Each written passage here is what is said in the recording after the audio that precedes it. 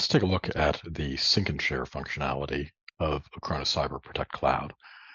This is designed to allow service providers to offer their clients a way to securely upload, sync, store, share, notarize, and sign files. We'll take a high-level look at it here and then go into more details in separate videos.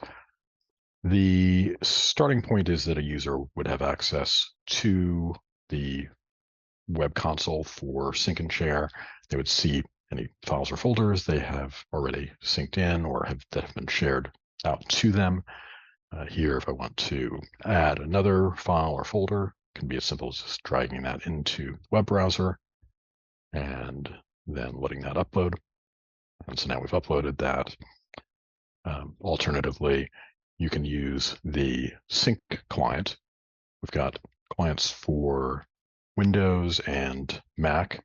It's actually integrated with the regular Acronis agent if you have sync and share enabled for users.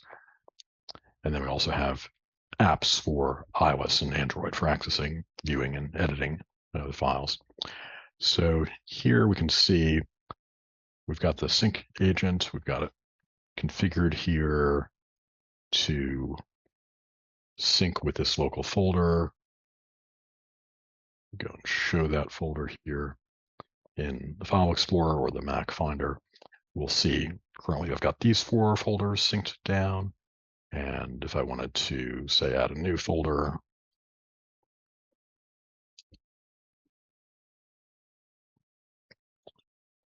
I could just go and drag that in there and then have that sync up.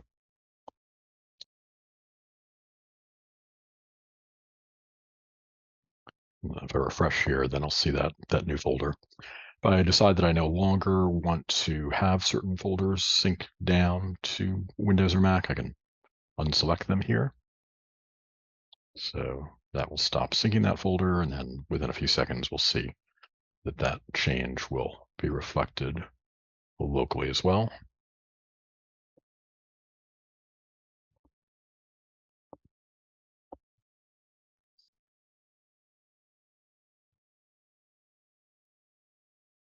So now we just have those 3 folders synced down.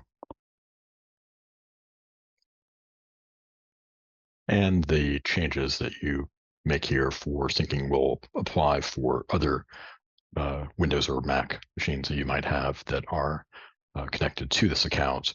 As far as syncing down to the mobile apps, that is actually controlled separately from primarily from the app itself.